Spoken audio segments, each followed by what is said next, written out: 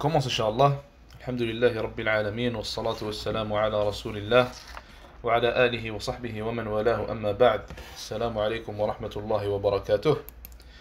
Donc, le cours passé, on avait vu les débuts du prophète alayhi salatu wa salam al-Madina. On a aussi vu les petites conquêtes qu'avait fait le prophète alayhi salatu wa salam. Et aujourd'hui, Inch'Allah, nous allons commencer avec les grandes conquêtes et nous allons voir la grande conquête de Badr et la conquête de Uhud, Inch'Allah ta'ala. Donc le cheikh il dit, Hafidhahullah, Ghazwatu Badrin al-Kubra, la grande ghazwa de Badr, la grande conquête de Badr. Ramadan as-sanat al-thaniyata lil-hijra. Donc la grande conquête de Badr, elle a eu lieu dans le mois de Ramadan, en l'an 2 après le hijra. Et sababul ghazwa, la raison de la ghazwa, c'est que le prophète alayhi salatu wassalam a entendu qu'il y a un commerce de Quraysh qui arrivait et qui allait passer proche de Medina.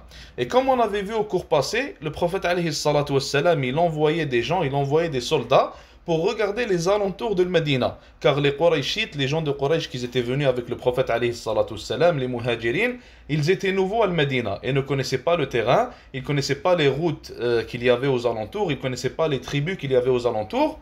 Donc le Nabi alayhi salatu wassalam les envoyait pour voir tout ce qu'il y avait. Comme ça, au cas où il y a une ghazwa comme celle de Badr, alors ils sauront quoi faire et comment faire.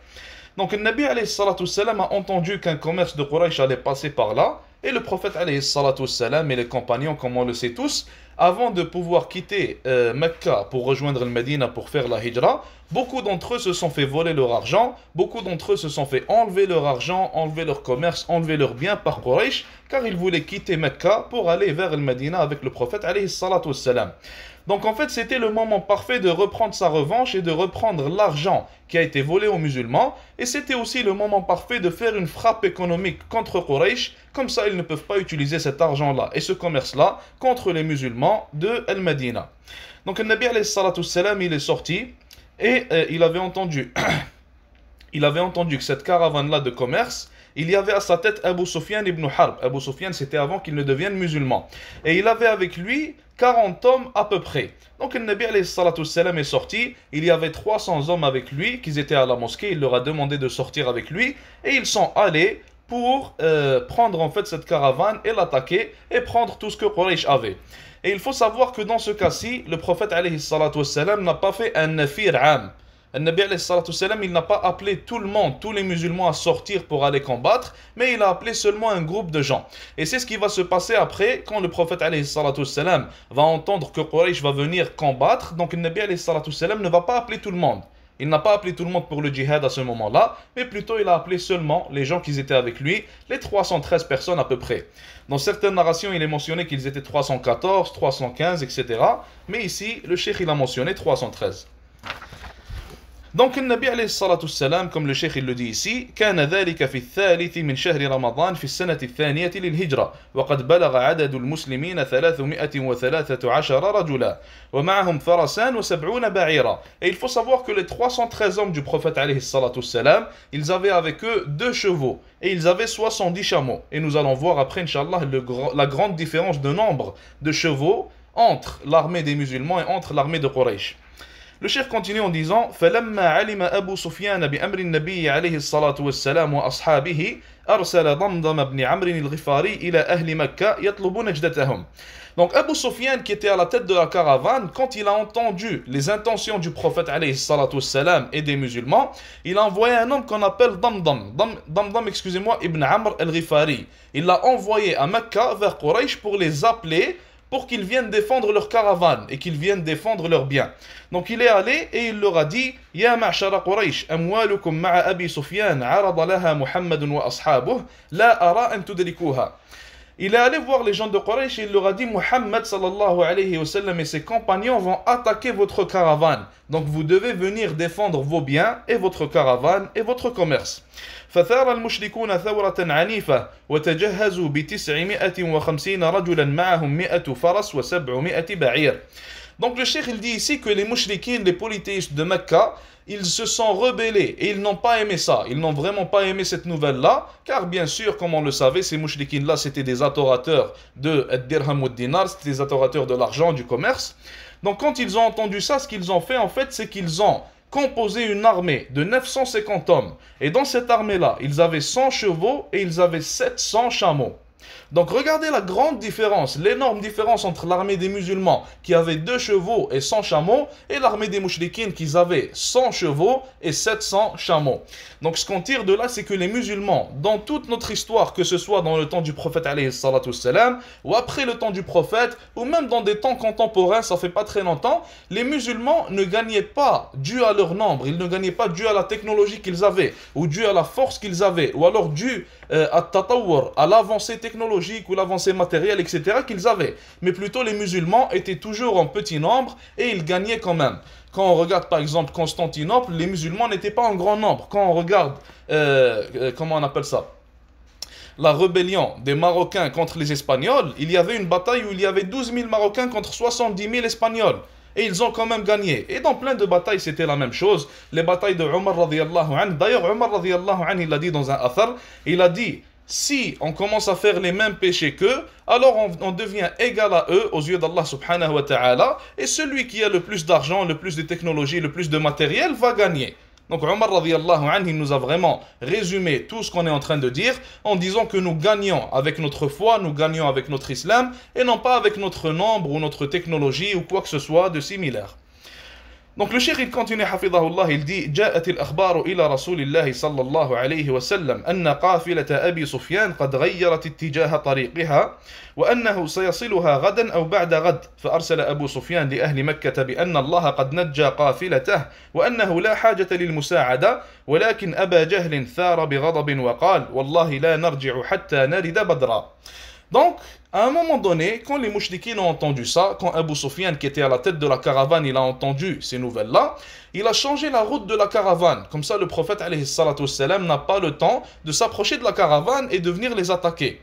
Et après cela, Abu Sufyan a envoyé une personne aux gens de Mecca pour leur dire qu'au final, nous n'avons pas besoin que vous veniez nous aider. Car dans tous les cas, le prophète alayhi salatu wassalam ne va pas l'atteindre ou quoi que ce soit, donc pas besoin que vous veniez. Sauf que Abu Jahl que l'on connaît très bien, l'une des têtes des mouchriquines, qui va d'ailleurs mourir dans cette bataille-là, Abu Jahl, il n'a pas voulu délaisser cette attaque-là. Et il a dit, Wallahi, nous n'allons pas délaisser l'attaque jusqu'à ce qu'on arrive à Badr, jusqu'à ce qu'on arrive à l'endroit qu'on appelle Badr, où il y aura la bataille en fait. Donc, il a dit, on ne va pas revenir, on ne va pas rester à Mecca, nous allons venir quand même, nous allons aller jusqu'à Badr. Et c'est ce que faisaient les Arabes auparavant pour faire des démonstrations de force, des démonstrations de pouvoir, etc. Donc, ils se sont sentis humiliés, sachant que le prophète alayhi salatu wassalam voulait les attaquer. Donc, ils voulaient en fait rappliquer et montrer que non, on n'est pas humilié, on n'a pas peur, et on va venir jusqu'à Badr et personne ne va rien faire. Donc, les mouchriquines vont jusqu'à Badr. An-Nabi alayhi salatu wassalam, il a entendu qu'ils ont une armée de 950 personnes qui va venir jusqu'à Badr et il a demandé à ses compagnons quoi faire. Le prophète alayhi salatu wassalam, il s'est assis avec les compagnons, les muhajirin et les ansar radiyallahu anhum. Il leur a dit, quel est votre avis? Le premier à se lever, c'était Abu Bakr radiyallahu anhu. Il a dit au prophète alayhi salatu wassalam, dis-nous ce que tu veux, ordonne-nous et nous allons le faire. Puis après cela, Omar radiyallahu anhu s'est levé. Il a dit la même chose. Ordonne-nous ce que tu veux, nous allons le faire sans rien dire. Sam'an wa ta'a. Et c'est comme ça que le musulman est censé être avec Allah azza wa jal et avec son prophète alayhi salatu wassalam. Tout ce qu'Allah te dit, tu le fais sans négocier, sans commencer à dire non, mais, etc. Après, le prophète alayhi salatu wassalam voulait que l'un des Ansar se lève et dise la même chose. Donc il attendait la réaction des Ansar, il redemandait la question à chaque fois et il regardait en fait quelle va être leur réaction. Jusqu'à ce qu'un homme se lève et dise au prophète alayhi salatu wassalam la même chose. Al-Miqdad ibn al-Aswad radiyallahu anhu, qui faisait partie des Ansar, il s'est levé, il a dit Imdi ya Rasulallah, lima amaraka rabbuk, fa wallahi la naqulu laka kama qalat banu Israël li Musa, inna lan nadkhulaha abadan ma damu fiha, fadhhab anta wa rabbuka faqatila, inna hahuna qa'idun, walakin imdi wa nahnu ma'ak, fa ka'annahu surriya an Rasulillahi sallallahu alayhi wa sallam. Donc ce Ansari-là, radiyallahu anhu, il s'est levé. Il a dit, Imdi ya Rasulallah, il dit, ô prophète d'Allah, vas-y, va sur ta route et fais ce que tu veux faire. Et il a dit, nous allons être avec toi, nous n'allons pas te délaisser. Et nous n'allons pas te dire ce qu'ont dit les enfants d'Israël à Moussa alayhi salam, quand ils ont dit dans Surat al-Ma'ida, si je me rappelle bien, Allah alam, ils ont dit, Moïse, nous n'y entrerons pas tant qu'ils se trouveront à l'intérieur. Allez donc, toi et ton Seigneur, et livrez leur bataille. Quant à nous, nous ne bougerons pas d'ici. Donc les enfants d'Israël, après avoir reçu l'ordre de Allah subhanahu wa ta'ala et de son prophète Moussa alayhi salam d'entrer à Jérusalem, ils ont dit non, on ne va pas rentrer, rentre toi et ton Seigneur, combattez et après ça, nous allons venir après votre victoire. Et le Ansari, il a dit au prophète alayhi salatu salam, non, nous on va venir et on va combattre avec toi et nous allons, Inch'Allah, avoir la victoire d'Allah subhanahu wa ta'ala. Donc là, on remarque encore une fois la grande différence qu'il y avait entre les enfants d'Israël et entre les compagnons du prophète alayhi salatu salam. On reconnaît, il y a dans plein de versets, dans plein de hadiths, ça parle de comment les enfants d'Israël désobéissaient à leur prophète, comment ils tuaient leur prophète, comment ils leur causaient du mal et du tort, comment ils le faisaient souffrir aussi, subhanallah. Et on regarde aussi la réaction des compagnons, radiyallahu anhum, comment ils obéissaient à chaque ordre d'Allah subhanahu wa ta'ala et de son prophète alayhi salatu wassalam, jusqu'à ce que Abdullah ibn Umar radiyallahu anhu, le fils de Umar, il suivait le prophète alayhi salatu wassalam dans chaque chose qu'il faisait. Même les choses qu'il n'avait pas, en fait, qu'il n'était pas obligé de suivre, il les faisait quand même. Par exemple, s'il voyait un arbre où il se rappelle d'avoir vu le prophète alayhi salatu wassalam se coucher, il va aller devant cet arbre-là, il va s'y accoter et il va se coucher sur cet arbre-là. Parce que le prophète alayhi salatu wassalam l'a fait. Et Abu Bakr radiyallahu anhu, il a dit, j'ai peur de délaisser ne serait-ce qu'une seule sunnah par peur de dévier de l'islam. Donc on voit, subhanallah, la grande différence qu'il y avait entre les suiveurs de Moussa alayhi salatu wassalam et les suiveurs de notre prophète sallallahu alayhi wa sallam. Donc en gros, les Ansar, ils ont dit la même chose que les Muhajirin, ils ont dit au prophète d'Allah, fais ce qu'Allah azza wa jal t'ordonne de faire et nous sommes avec toi dans tout ce que tu fais, nous allons t'obéir dans tout. Maintenant le cheikh il dit, hafidhahullah, وصل المشركون إلى بدر ونزلوا العدوة القصوى أما المسلمون فنزلوا بالعدوة الدنيا. Donc les mouchriquins sont arrivés à Badr et les musulmans sont arrivés à Badr aussi. Les musulmans étaient du côté de Badr qui était proche de Medina et les mouchriquins étaient du côté de Badr qui était plus loin de Medina. Et après, les musulmans ont construit une construction pour le prophète alayhi salatu salam pour qu'il puisse y rester et être à l'ombre du soleil. Et aussi, ils ont bu d'un bi'r, ils ont bu d'une source d'eau, subhanallah, le mot ne me revient pas en français en ce moment, ils ont bu de cette source d'eau-là, et après, d'un puits, excusez-moi, ils ont bu de ce puits-là, et après ils l'ont fermé. Comme ça, les mouchriquines ne peuvent pas y avoir accès. Comme ça, les gens de Quraysh ne peuvent pas avoir accès à cette eau-là. Après avoir fait leurs provisions, les musulmans ont mis de la terre dans ce puits-là, et ils l'ont fermé, comme ça personne ne peut y avoir accès après eux. وقبل أن تبدأ المعركة تقدم ثلاثة من صناديد قريش وهم عتبة بن ربيعة وأخوه شيبة وولده الوليد يطلبون من يبارزهم من المسلمين. Et avant la bataille, comme c'était la coutume des Arabes auparavant et des armées d'une manière générale, il y a 3 hommes de Quraysh qui sont venus et ils ont demandé chacun un homme qui vienne et qui les défie dans une bataille de 1 contre 1. Et ces 3 hommes-là, c'était Utbat ibn Rabi'a, et son frère Shayba et son fils Al-Walid. Les 3 sont venus, ont demandé chacun un compétiteur qui veut compétitionner avec eux et qui veut se battre avec eux. Et ça, c'était une manière en fait de faire une démonstration de force encore une fois. Car l'armée qui avait les gens qui faisaient ça et qui gagnaient avant la bataille, ça faisait en sorte de remonter le moral de l'armée. Et ceux qui perdaient, en fait, ça leur baissait le moral. Et dans ce cas-ci, c'était les musulmans qui ont gagné, walillahi alhamd. Le prophète, alayhi salatu salam, il a ordonné à Hamza, à Ali, radiyallahu anhu, et à Ubayd ibn al-Harith, radiyallahu anhum, de sortir et de se battre avec eux. Donc Hamza, il s'est battu avec Shayba et il l'a tué. Ali, radiyallahu anhu, il s'est battu avec Walid et il a gagné. Et Ubayda, il s'est battu avec Utba. Et chacun d'entre eux avait des blessures, sauf qu'à la fin, Ali et Hamza, radiyallahu anhuma, sont venus et ils ont tué Utba et ils en ont fini avec eux. Donc ça a fait en sorte que les musulmans avaient un moral haut avant la bataille et que les mouchriquines, leur moral, il était bas avant cette bataille-là, dû à cette perte-là. Et Allah subhanahu wa ta'ala, il a dit aux musulmans, comme dans Surat Ali Imran, verset 125, qu'il allait leur envoyer des anges pour les aider et pour être avec eux. Allah azza wa jalla, il a dit, Bala, in tasbiru wa tattaqu wa ya'tukum min fawrihim hadha, yumdidkum rabbukum bi 5,000 min al-malaikati musawwimin. Allah Azza wa Jal, il dit dans cette surah, bien au contraire, ces renforts étaient amplement suffisants. Car Allah Azza wa Jal, dans le verset juste avant, il a dit qu'il va faire descendre 3000 anges. Et ici, il dit, ces renforts étaient amplement suffisants. Si donc, craignant Allah, vous vous montrez patient, et que vos ennemis vous attaquent sur le champ, votre Seigneur vous enverra 5000 anges marqués distinctement. Donc dans cette bataille-là, on dit même que Jibril alayhi salam était venu pour se battre, et même dans certaines riwayat, dans certaines narrations, il est dit que Jibril alayhi salam, dans cette bataille-là, il a mis une amama jaune autour de sa tête quand il est venu pour se battre et pour aider les croyants, et les anges ont mis la même amama que Jibril alayhi salatu wassalam. وانتهت المعركة بنصر المسلمين وهزيمة المشركين حيث قتل من المشركين 70 وأسر منهم 70 آخرون. Et la bataille s'est résumée avec la victoire des musulmans, walillahi alhamd, car il y a eu 70 parmi les polythéistes qui ont été tués et 70 autres qui ont été emprisonnés, qui ont été pris comme asra, comme prisonniers. أما شهداء المسلمين فكانوا 14 شهيدا. Pour ce qui est de ceux qui ont été martyrisés parmi les croyants, il y en a eu seulement 14 qui sont morts parmi les musulmans du camp du prophète عليه الصلاة والسلام. ولقد رمى المسلمون جثث المشركين في البئر. أما الأسرى فقد أخذ الرسول عليه الصلاة والسلام 4000 درهم عن كل أسير امتثالا لمشورة أبي بكر رضي الله عنه. أما من كان لا يملك الفداء فقد أعطاه 10 من غلمان المسلمين يعلمهم القراءة والكتابة.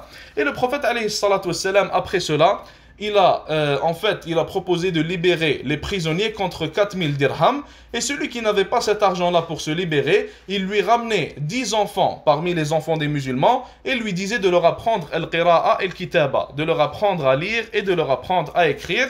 Et c'est comme ça qu'on conclut la Ghazwa de Badr al-Kubra, la grande conquête de Badr. Maintenant, juste après la grande conquête de Badr, Quraysh, les polythéistes de Quraysh, c'était des gens qui ne délaissaient pas, en fait, qui ne se lassaient pas. C'était des gens qui n'acceptaient pas la victoire. Donc, naturellement parlant, ils ont beaucoup de gens qui ont été tués, 70 personnes. Beaucoup de gens ont été humiliés et pris comme prisonniers. Parmi les gens qui sont morts, il y avait des grandes têtes de Quraysh, des généraux de Quraysh comme Abu Jahl par exemple. Donc automatiquement, ce qui s'est passé, c'est que juste après la bataille, ils ont commencé à penser à prendre leur revanche et à attaquer les musulmans pour gagner cette fois-ci.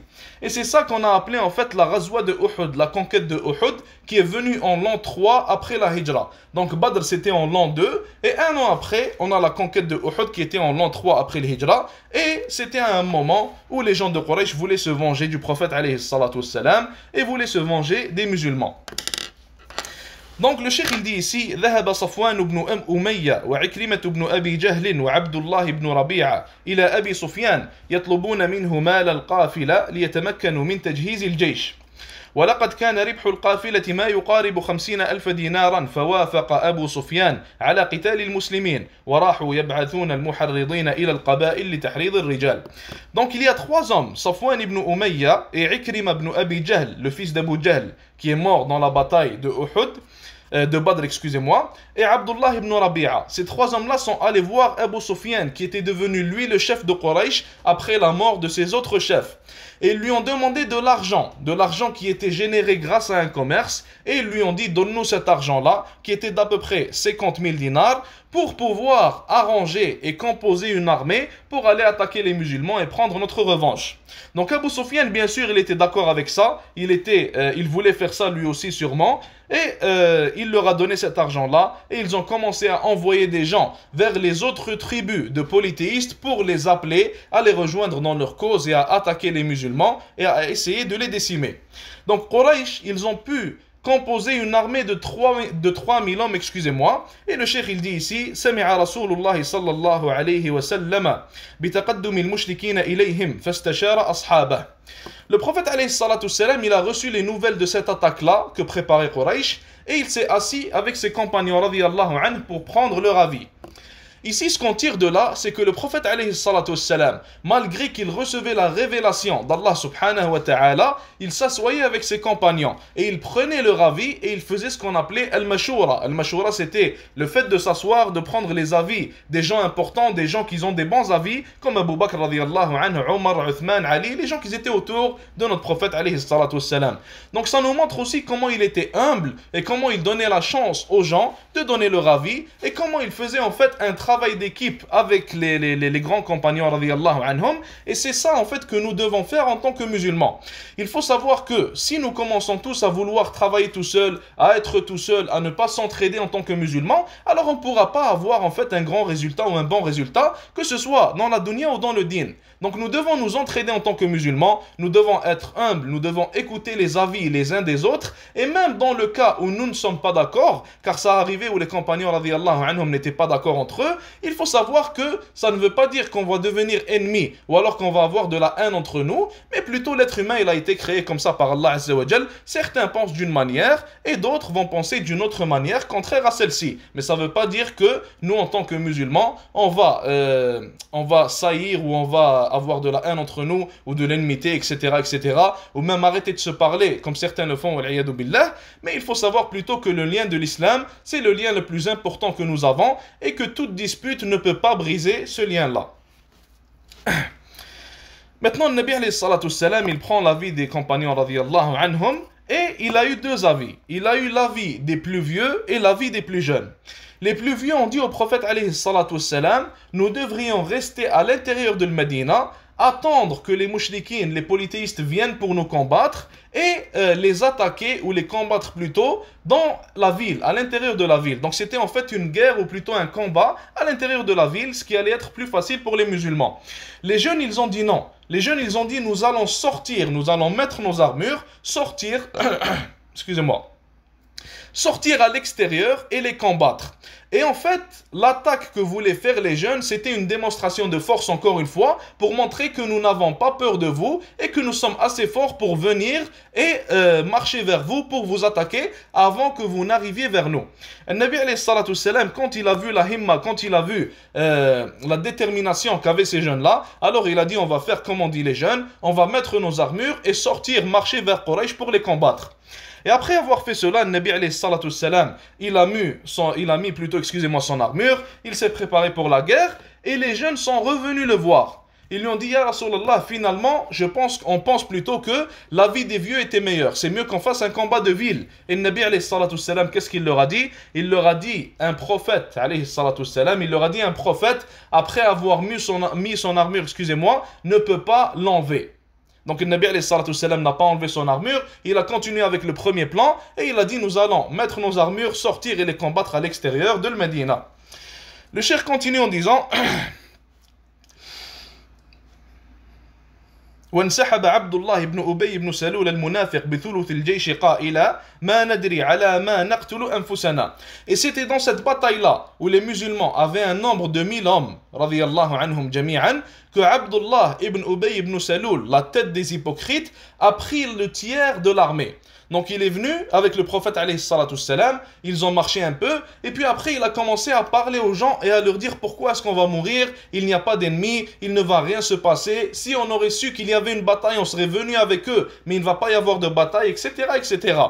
Et lui, c'était la tête des hypocrites. Donc son but, c'était de faire quoi? De baisser premièrement la morale de l'armée et de faire en sorte que certains de l'armée reviennent avec lui. Comme ça, il y a plus de chances de défaite du côté des musulmans que du côté des mouchriquines. Et cette journée-là, il avait réussi. Donc après ces tahrir, après avoir commencé à parler d'une telle manière aux gens, il y a le tiers de l'armée qui est revenu avec lui à Médina et les musulmans n'étaient plus que 700 à peu près après que Abdullah ibn Ubay ibn Salul était revenu à Médina. Le cheikh il dit ici حفظه عسكر المسلمون عند جبل أحد ووضع الرسول عليه الصلاة والسلام خطة محكمة فوضع 50 رجلا على الجبل وأمرهم الرسول عليه الصلاة والسلام بعدم التحرك سواء في الفوز أو الخسارة. Donc le prophète عليه الصلاة والسلام, il avait bien préparé son plan cette journée-là. Il faut savoir que Uhud, l'endroit de Uhud, c'était en fait une terre plate. Et il y avait deux montagnes, une de chaque côté. Donc on avait deux grandes montagnes. On avait Jabal Uhud, on avait une autre grande montagne de l'autre côté. Et au milieu, on avait quoi? On avait Jabal al-Rumat. La montagne des Rumat, c'était une petite montagne qui était au milieu. Et cette montagne-là, le prophète alayhi salatu salam, il y a mis 50 archers. Donc il a pris 50 hommes, il leur a dit, vous allez être les archers, vous allez rester au-dessus de cette montagne-là. Et il leur a dit que vous voyez que nous avons gagné, ou alors que vous voyez que nous avons perdu et que nous sommes morts, vous n'allez jamais descendre de cette montagne-là jusqu'à ce que je vous donne l'ordre de descendre. Et ils ont dit oui, bien sûr, obéissance au prophète alayhi salatu wassalam. Pourquoi est-ce que le Nabi alayhi salatu wassalam, il a fait ça? C'était en fait pour empêcher les polythéistes de faire le tour de cette petite montagne-là et d'attaquer les musulmans par en arrière. Donc quand les polythéistes vont voir les archers au-dessus de la montagne, ils vont comprendre qu'ils ne peuvent pas attaquer les musulmans et que s'ils essayent de faire ainsi, alors les archers vont leur tirer dessus et vont les tuer plutôt avant qu'ils ne puissent faire quoi que ce soit. Donc la bataille elle commence, le Nabi alayhi salatu wassalam, il combattait un grand combat dans cette bataille-là, sallallahu alayhi wa sallam, comme Ali radiyallahu anhu il a dit, quand la bataille devenait rude, on se cachait derrière le prophète alayhi salatu wassalam, car le Nabi alayhi salatu wassalam c'était le meilleur des combattants. Hamza aussi, son oncle radiyallahu anhu, il a combattu Qital al-Usoud, il a combattu comme un lion dans cette bataille-là. Et les musulmans, a priori, ils avaient gagné. Au début, les musulmans avaient gagné la bataille. Ils avaient tué beaucoup parmi les polythéistes, jusqu'à ce que les polythéistes ont commencé à reculer, jusqu'à ce que leur drapeau soit tombé, et ils commençaient à s'enfuir pour certains d'entre eux. Après cela, Ar-Rumat, les archers qui étaient dans la petite montagne, ils ont vu la victoire des musulmans. Et ils ont vu beaucoup de musulmans prendre du butin de guerre sur les gens qui étaient morts. Donc ils se sont dit quoi? Ils se sont dit, maintenant, la bataille elle est finie, les gens ils prennent le butin, alors nous aussi on devrait descendre. Et 40 d'entre eux sont descendus, malgré que leur amir, malgré que la personne que le prophète alayhi salatu wassalam a désigné comme étant leur chef leur a dit de ne pas descendre. Il leur a rappelé que le prophète alayhi salatu wassalam leur a dit de ne pas descendre, mais ils n'ont pas obéi. Ils sont quand même descendus à ce moment-là, par erreur, radiyallahu anhum. Allah subhanahu wa ta'ala leur a pardonné après cela bien sûr. Et l'être humain il est faible, des fois il tombe dans certaines shahawat, comme ce fut le cas ici. Donc ils sont descendus, et il restait seulement le amir avec 9 autres hommes. Donc il restait seulement 10 archers à ce moment-là. Et devinez qui a vu cette action-là? Khalid ibn al-Walid, avant de devenir musulman, il était dans l'armée des polythéistes et il a vu les gens descendre de la montagne, il a vu qu'il ne restait que 10 personnes dans la montagne, donc il s'est dit il y a une possibilité pour nous de faire le tour et d'attaquer les musulmans par en arrière. Donc Khalid ibn al-Walid, à un moment en fait où les gens pensaient avoir gagné, à un moment où les musulmans pensaient avoir fini avec la bataille, il a fait le tour, il a tué les 10 archers qui restaient là-bas et il a commencé à attaquer les musulmans par en arrière. Il y a beaucoup de musulmans qui se sont fait tuer, parmi eux Hamza ibn Abd al-Muttalib radiyallahu anhu, l'oncle du prophète alayhi salatu wassalam, qui s'est fait tuer par Wahshi qui va devenir musulman plus tard radiyallahu anhu.